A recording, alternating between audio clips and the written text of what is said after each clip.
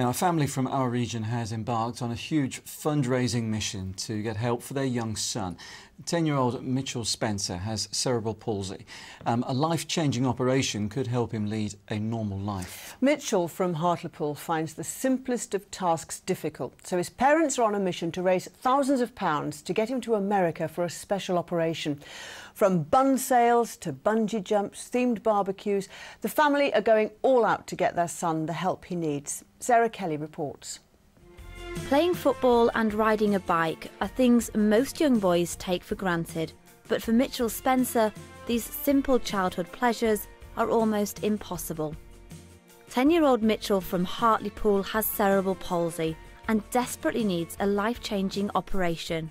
Cerebral palsy basically is brain damage, and it sends the wrong messages to his legs, telling them to tense. So his legs are very stiff all the time, which affects his balance. He often falls over.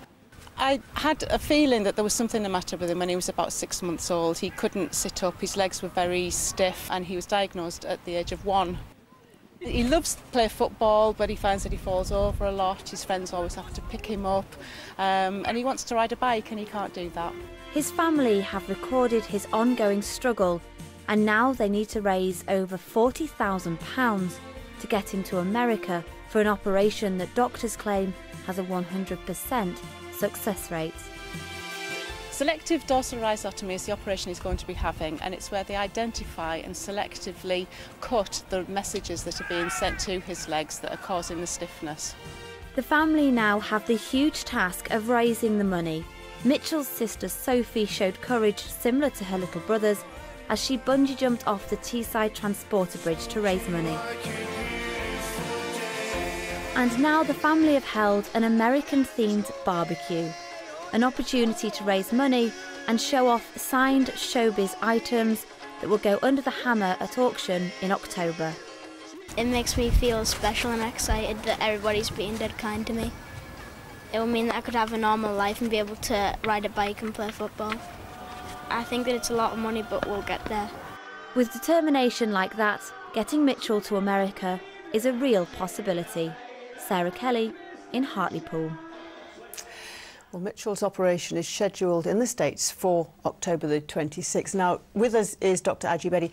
Aji, we heard Mitchell's mum there describing a little about the operation. Before we talk about that, can you just tell us what is cerebral palsy? Well, let's hope the operation goes well, first and foremost, Pam, of course. Well, basically, cerebral palsy is a group of conditions which can occur either while the baby's in the womb or at birth or even in early childhood. And in these conditions, there are disorders of the muscles such that movement, posture, balance can all be severely affected, and sometimes even speech and language. So we saw that there in Mitchell. Now, the operation hopefully is going to restore his movement, but what actually happens then? Well, about 80% roughly of cerebral palsy sufferers have a condition in their legs called spasticity. And basically what that means is there are two sets of nerves, if you can imagine a muscle in your leg. One of the sets of nerves goes up to the spine to, if you like, provide information about the tone of the muscle. And then another nerve comes down from the spine, which actually tells the muscle how to move. And that is regulated normally by impulses from the brain through the spinal cord. So that kind of keeps it in balance. Now, in cerebral palsy patients, in 80% of them, this balance is affected so that the muscle actually goes into cramp or spasm all the time. And the operation really is to try and alleviate some of this spasm by cutting some of the nerves that are causing the problem.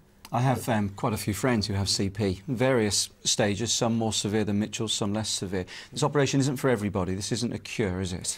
No, it's not a cure for cerebral palsy. It is directly aimed at easing the muscle spasms that cerebral palsy sufferers get. So not all CP sufferers this would be appropriate for them? No, indeed, absolutely right. It's for those who are experiencing problems with increased tone in the muscle. I mean, if you can imagine your legs being in cramp all the time, you know, it's a severe thing to have. So it potentially can give quite a lot of ease to those cerebral palsy patients. Yeah. Now, there is an operation available in this country. It's not been available for as long as the one in America. Mitchell's parents have opted for the one in America.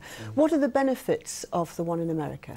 Well, my understanding of the situation is it's simply that they've been doing it for longer and therefore have got a lot more experience. And one of the things you do in this operation is you actually open up the spine and you expose the nerves at the lower end of the spine, and you actually try and find which are the nerves that are causing the spasms. So it's quite a delicate technical procedure. Now, at the minute, it is available in the UK, but as I understand it, not in the NHS. There is a big consultation just launched in June by NICE looking for information from specialist patients to see if it might become available. But at the minute, I think all the experience is in the States. We were talking to Phil, Mitchell's dad, a little bit earlier, and he said the surgeon that will be doing the operation is doing his 2000th operation today, so that's a tremendous amount of experience, isn't it? Well, absolutely, because this procedure is not without its complications. You can't cut the nerves to the leg without causing problems within the leg. So often a lot of patients have to learn to walk again almost, and so there's a lot of physiotherapy. There can be problems with incontinence. So absolutely, we'd all want that for our kids to be in the most experienced of hands. Yes, Mitchell does do a lot of physiotherapy now. He'll have an awful lot to do afterwards as well. We wish him the very best of luck. Definitely. Thanks very much, Haji. Cheers, you're welcome.